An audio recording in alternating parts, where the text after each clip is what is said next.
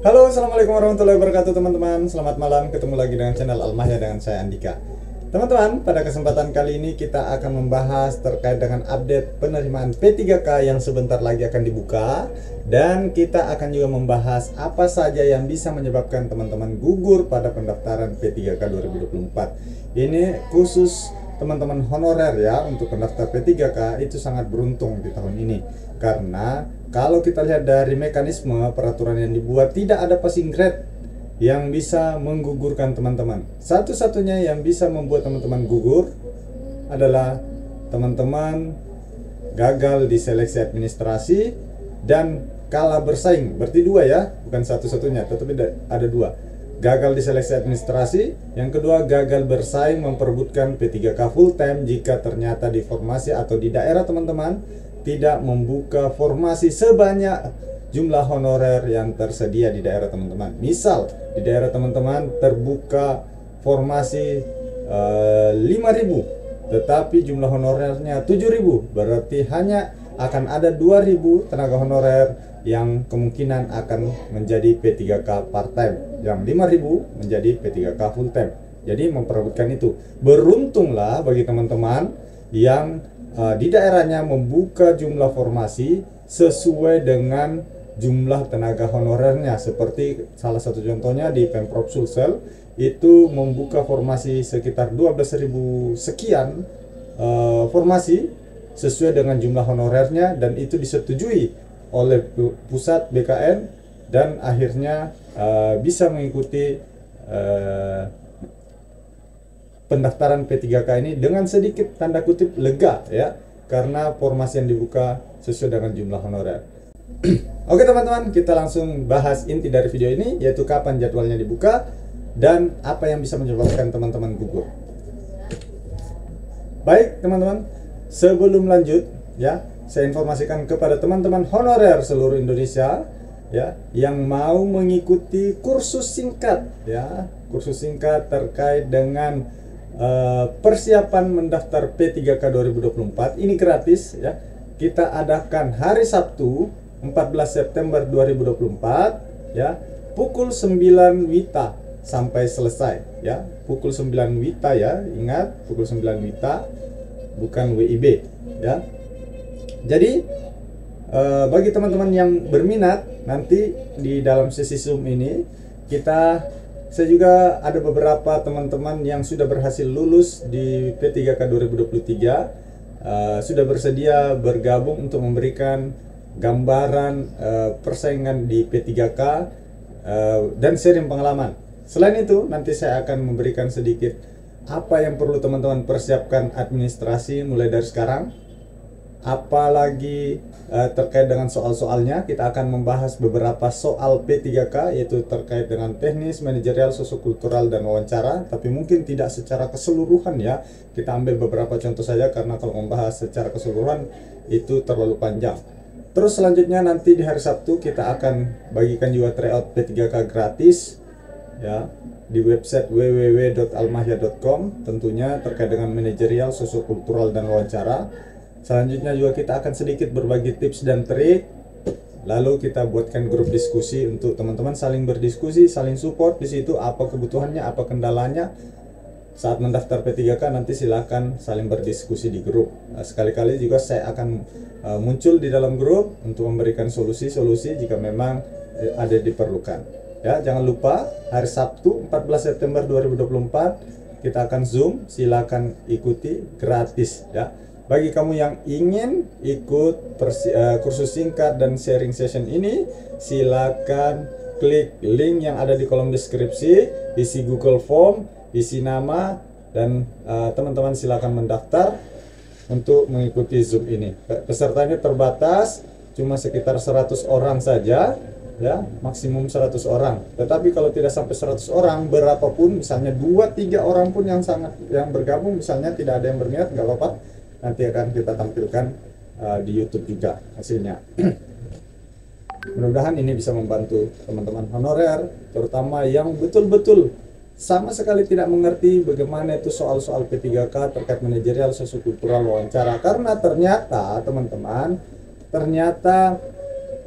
di sini banyak sekali yang masih betul-betul awam terkait dengan penerimaan P3K, tidak mengetahui bagaimana jenis soalnya. Ada yang belajar TWK, TIU, PKP, padahal itu sama sekali nggak ada di soal-soal P3K. Yang ada adalah manajerial, sosiokultural, wawancara. Bagaimana soal-soalnya, bagaimana bentuk soal-soalnya, teman-teman ikuti saja Zoom-nya hari Sabtu.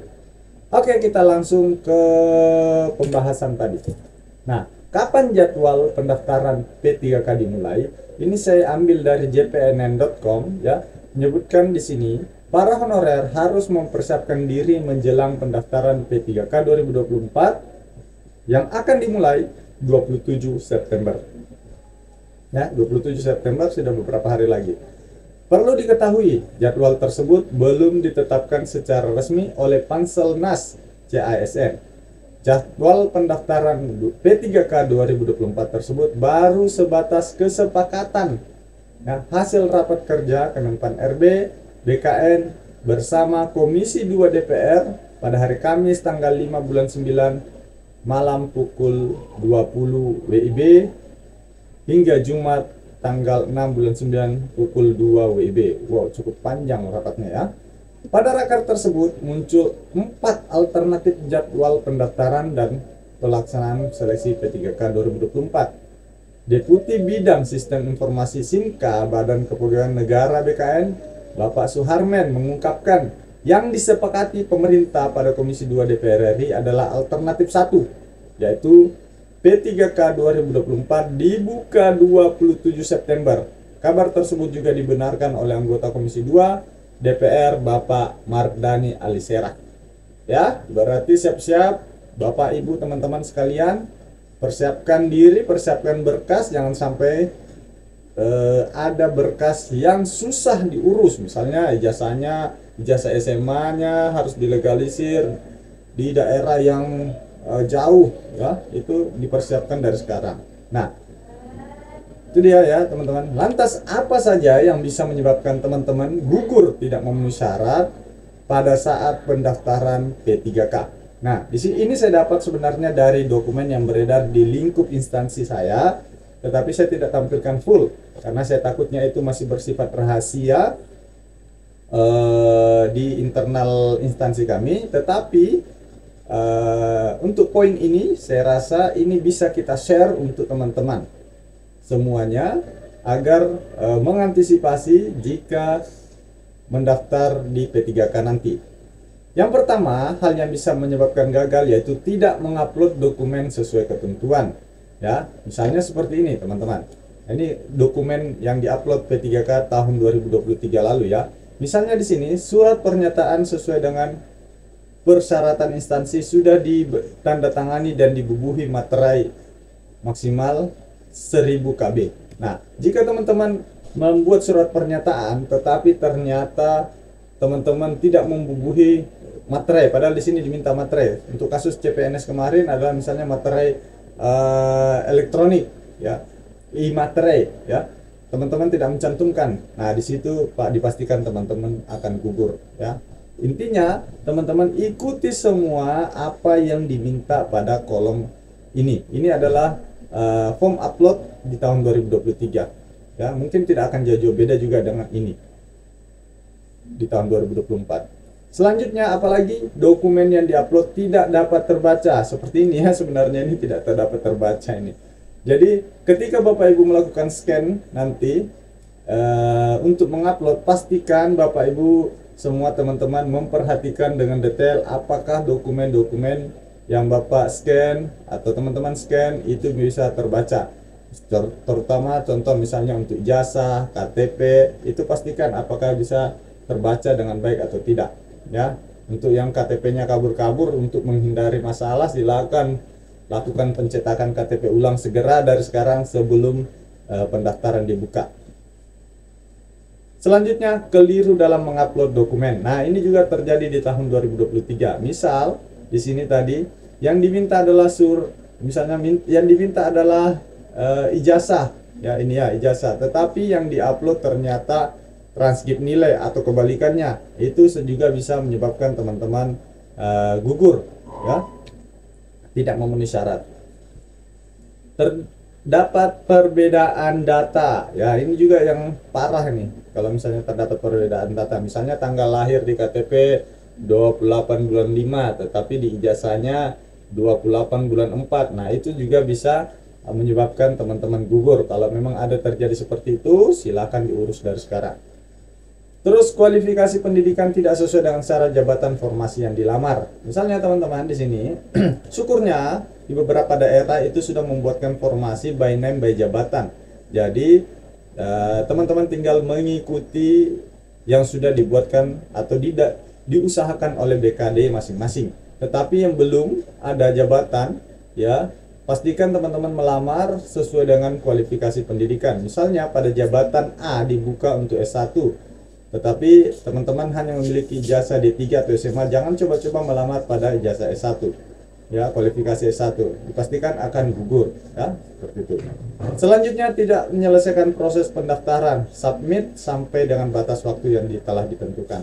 Ini juga tolong diantisipasi karena belajar dari kejadian kemarin, banyak yang mendaftar di akhir-akhir sehingga server e-materai down, kesulitan untuk mendaftar. Sempat banyak yang galau, beruntung pendaftaran CPNS diperpanjang selama 4 hari ya, kalau tidak salah tambahan 4 hari. Maka dari itu pastikan teman-teman 1 minggu sebelum penutupan atau 1 minggu setelah pendaftaran, teman-teman sudah menyelesaikan proses pendaftaran dan sudah mensubmit. Karena meskipun teman-teman semua sudah mengupload tetapi tidak submit untuk finishing proses pendaftaran, teman-teman akan dinyatakan tidak mendaftar atau otomatis akan dinyatakan gugur. Oke, Bapak Ibu teman-teman sekalian, mungkin itu yang bisa saya sharing hari ini, malam ini. Silakan sekali lagi jangan lupa kita akan adakan sesi sharing hari Sabtu 14 September 2024. Kita akan bagikan tryout gratis, tips dan trik, dan juga ada sedikit pembahasan terkait dengan soal P3K, ya. Oke, Bapak Ibu sekalian, silakan diklik link yang ada di bawah dan share banner ini agar banyak teman-teman maupun di instansi Bapak Ibu sekalian bisa mendapatkan sedikit informasi dari kami terkait dengan pendaftaran P3K 2024. Cukup sekian. Assalamualaikum warahmatullahi wabarakatuh.